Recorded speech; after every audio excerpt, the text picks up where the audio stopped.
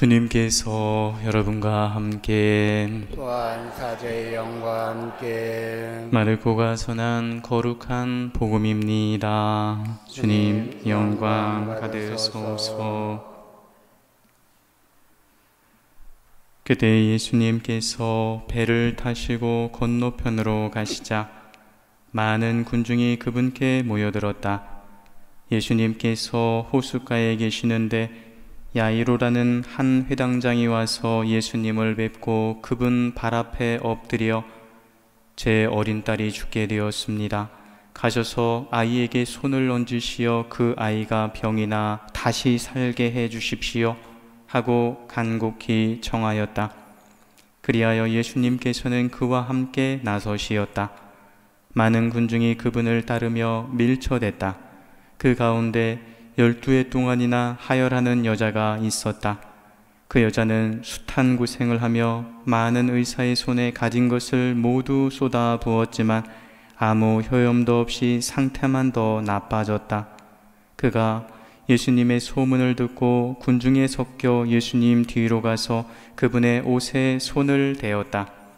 내가 저분의 옷에 손을 대기만 하여도 구원을 받겠지 하고 생각하였던 것이다. 과연 곧 출혈이 멈추고 병이 나은 것을 몸으로 느낄 수 있었다. 예수님께서는 곧 당신에게서 힘이 나간 것을 아시고 군중에게 돌아서시어 누가 내 옷에 손을 대었느냐 하고 물으셨다. 그러자 제자들이 예수님께 반문하였다. 보시다시피 군중이 스승님을 밀쳐대는데 누가 나에게 손을 대었느냐 하고 물으십니까? 그러나 예수님께서는 누가 그렇게 하였는지 보시려고 사방을 살피셨다. 그 부인은 자기에게 일어난 일을 알았기 때문에 두려워 떨며 나와서 예수님 앞에 엎드려 사실대로 다 아뢰었다. 그러자 예수님께서 그 여자에게 이르셨다. 딸아, 내 믿음이 너를 구원하였다. 평안히 가거라. 그리고 병에서 벗어나 건강해져라. 예수님께서 아직 말씀하고 계실 때 회당장의 집에서 사람들이 와서는 따님이 죽었습니다. 그러니 이제 스승님을 수고롭게 할 필요가 어디 있겠습니까? 하고 말하였다. 예수님께서는 그들이 말하는 것을 곁에서 들으시고 회당장에게 말씀하셨다. 두려워하지 말고 믿기만 하여라. 그리고 베드로와 야고보와 야고보의 동생 요한 외에는 아무도 당신을 따라오지 못하게 하셨다. 그들이 회당장의 집에 이르렀다. 예수님께서는 소란한 광경과 사람들이 큰 소리로 울며 탄식하는 것을 보시고 안으로 들어가셔서 그들에게 어찌하여 소란을 피우며 울고 있느냐? 저 아이는 죽은 것이 아니라 자고 있다 하고 말씀하셨다. 그들은 예수님을 비웃었다. 예수님께서는 그들을 다 내쫓으신 다음 아이 아버지와 어머니와 당신의 일행만 데리고 아이가 있는 곳으로 들어가셨다. 그리고 아이의 손을 잡으시고 말씀하셨다. 탈리타 쿰. 이는 번역하면 소녀야 내가 너에게 말한다. 일어나라 는 뜻이다. 그러자 소녀가 곧바로 일어서서 걸어 다녔다. 소녀의 나이는 12살이었다. 사람들은 몹시 놀라 넋을 잃었다. 예수님께서는 아무에게도 이 일을 알리지 말라고 그들에게 거듭 분부하시고 나서 소녀에게 먹을 것을 주라고 이르셨다. 주님의 말씀입니다. 그리스도님 찬미합니다. 찬미 예수님. 찬미 예수님. 예수 마리아 요셉. 예수 마리아 요셉. 오늘 우리 베티 성제 순례 오신 모든 분들 또 다시 한번 환영의 말씀을 드리고요. 더우시죠? 이게 오늘 같은 날 아주 에어컨을 키면 춥고 안 키면 덥고 그런 날이라서 조금 애매하긴 한데 조금만 오늘까지만 아마 에어컨을 좀 자제하고 다음 주부터는 틀어야 되지 않을까 싶은 생각입니다. 조금만 참아주시기 바랍니다. 오늘 여러분 달력 보셨죠? 오늘이 며칠이죠? 6월 30일입니다. 오늘 아침에 일어나서 달력을 보면서 제일 먼저 그 생각이 들더라고요. 2023 2024년에 반이 싹 지나갔구나, 이런 생각이 제일 먼저 들었습니다. 2024년이 시작된 지가 얼마 전인 것 같은데 벌써 6달이 다 지나고 반년이 흘러가 버렸습니다. 이제 새로운 지나온 반년 또한 되돌아보고 또 우리에게 주어질 새로운 반년을 또 준비하면서 오늘 복음의 말씀을 우리가 어떤 새로운 것들을 준비하는 데 있어서 기준으로 삼았으면 좋겠다, 이런 생각이 오늘 복음을 묵상하면서 들었습니다. 여러분도 오늘 제가 조금 길게 읽은 복음을 잘 들으셨겠지만 제가 한번 그 복음을 또 한번 이야기로 설명을 해 드리도록 하겠습니다. 예수님께서 호수를 건너 오셨더니 사람들이 예수님 주변에 엄청 많은 사람들이 모여들었습니다. 그런데 그 많이 모여든 사람들 중에 야이로라는 회당장이 있었습니다. 회당장은 그래도 그 시대에 나름대로 사람들한테 사회적으로 인정도 받고 존경도 받는 그런 사람이었습니다. 근데 그런 사람이 예수님 발치에 엎드려서 애원을 합니다. 이젠 최면이고 위신이고 이런 것들은 다 필요가 없습니다. 그저 예수님, 제 어린 딸이 죽게 되었습니다. 제 어린 딸을 살려주십시오 라고 예수님한테 애원을 하고 있습니다. 예수님께서는 그 회당장의 모습을 보고는 사실은 감동하셔서 그 집으로 향하고 계시는 겁니다. 집으로 향해서 갑니다. 그런데 집으로 향해 가는 동안에도 사람들은 아주 이제 진귀한 볼거리를 본다는 듯이 예수님을 따라가면서 막 군중들이 함께 몰려가고 있었습니다. 가고 있는데 얼마 지나지 않아서 예수님이 가던 길을 딱 멈추시는 겁니다. 그리고는 뒤를 돌아서 사방을 살펴보시면서 이렇게 말씀하십니다. 누가 내 옷에 손을 대었느냐? 그러자 옆에 있던 제자들이 황당해합니다. 아니, 이렇게 많은 사람들이 막 밀치고 땡기고 그러는데 도대체 누가 내 옷에 손을 대었느냐고 말씀하시는 게 무슨 말씀이십니까? 라고 말이죠. 그런데도 불구하고 예수님은 또다시 사방을 둘러보십니다.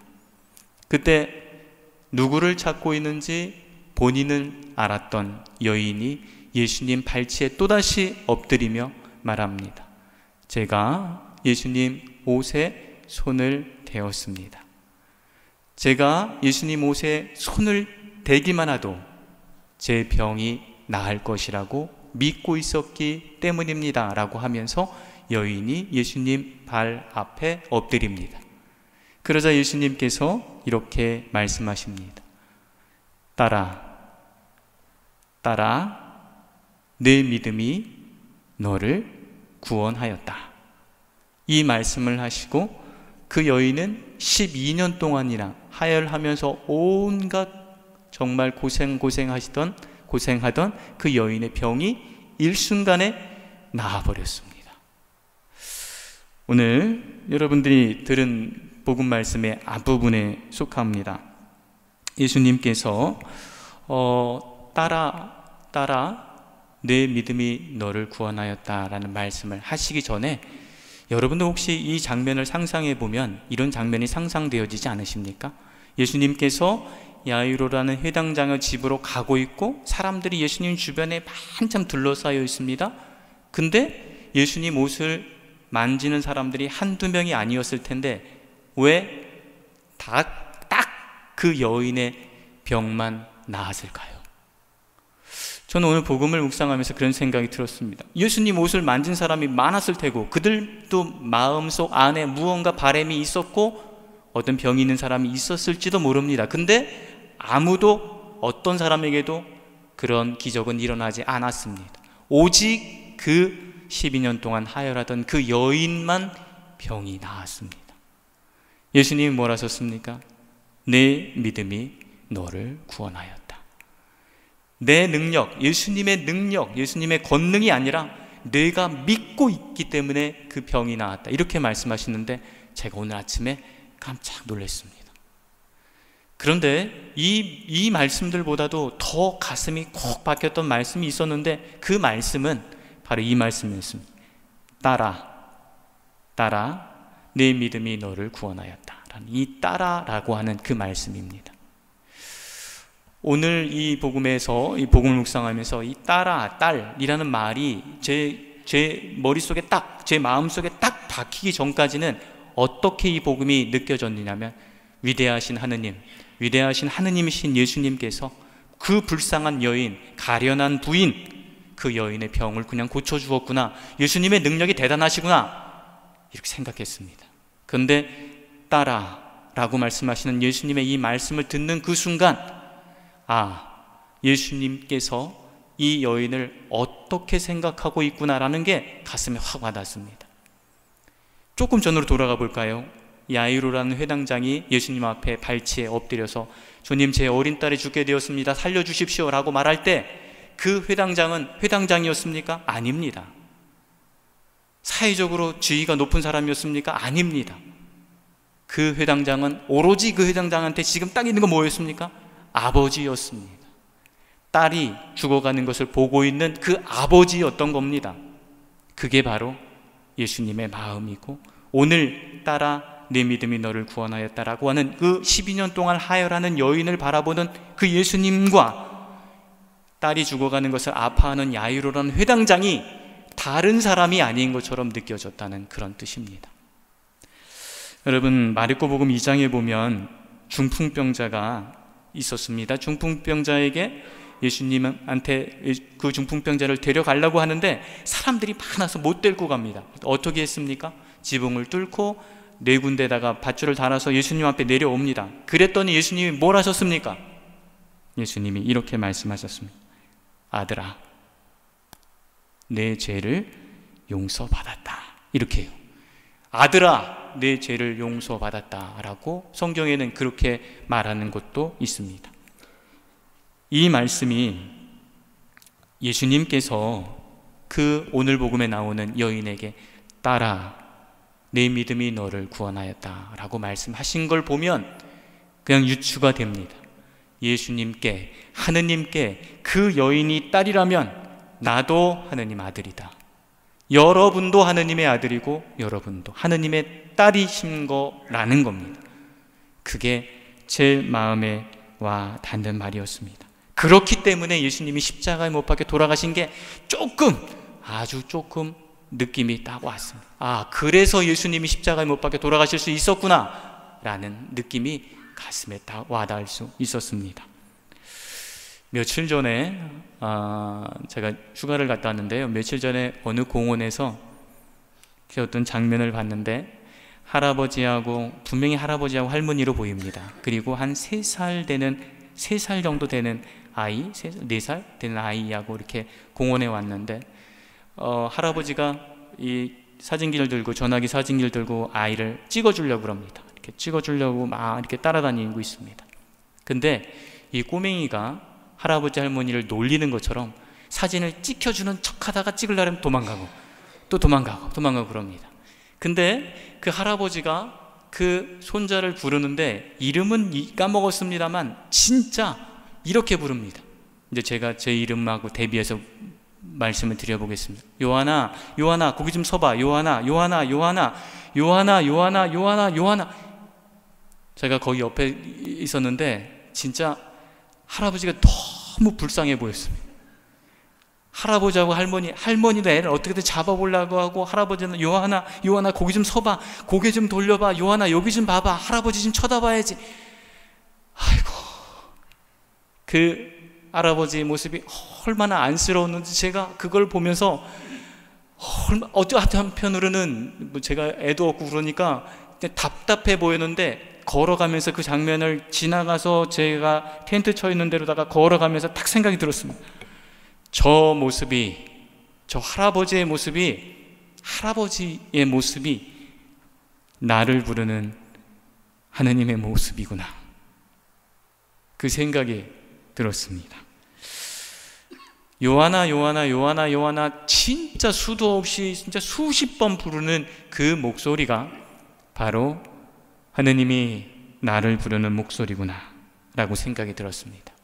할아버지와 그 손녀의 관계, 하느님과 우리의 관계, 야이로 회당장과 딸의 관계, 예수님과 그 여인의 관계 다 다르지 않습니다. 같습니다. 사실은 그 같다는 것을 잘 잊어버립니다. 오늘 제2독서 고린도후서에 이런 말씀이 있습니다. 제가 오늘 고린도후서 읽으면서 이 말씀이 칵 박혔습니다. 이런 말씀: 여러분은 사랑을 받는 일에서도 뛰어남으로, 사랑을 하는 일이 아니라 사랑을 받는 일에 있어서도 뛰어남으로 라는, 여러분은 사랑을 받는 일, 하느님의 사랑을 받는 일에 뛰어나시기를 바라는 마음입니다. 하느님의 사랑을 받는 일에 뛰어나시기 바랍니다. 하느님의 사랑을 실천하는 것도 물론 좋지만 그 전에 먼저 하느님의 사랑을 받는 일에 뛰어나시길 바랍니다. 하느님의 사랑을 잘 받으시고 그 하느님의 받은 사랑을 잊어버리지 마시고 잘 기억하시는 분들이 되시기를 바랍니다.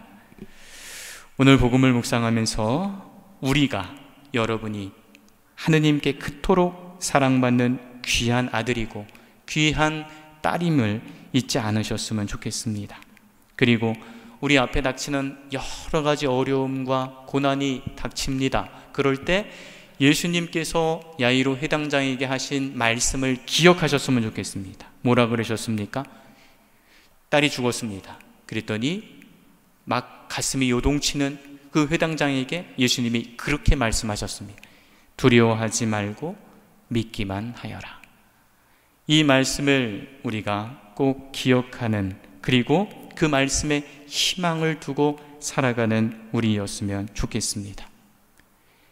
매일같이 제가 기도를 합니다. 뭐라고 기도를 하냐면, 제 기도 중에서, 여러 가지 기도 중에서 이렇게 제가 거울을 보면서 하는 기도가 있습니다. 주님께서는 저를 귀하게 여기십니다. 그래서 저는 귀한 사람입니다. 주님께서는 저를 소중히 여기십니다. 그래서 저는 소중한 사람입니다. 주님께서는 저를 뽑으셨습니다. 그래서 저는 하느님의 사람입니다. 주님께서는 저를 사랑하십니다. 그래서 저도 주님을 사랑합니다. 제가 매일같이 잊어버리지 않으려고 아침에 거울을 보면서 드리는 기도입니다.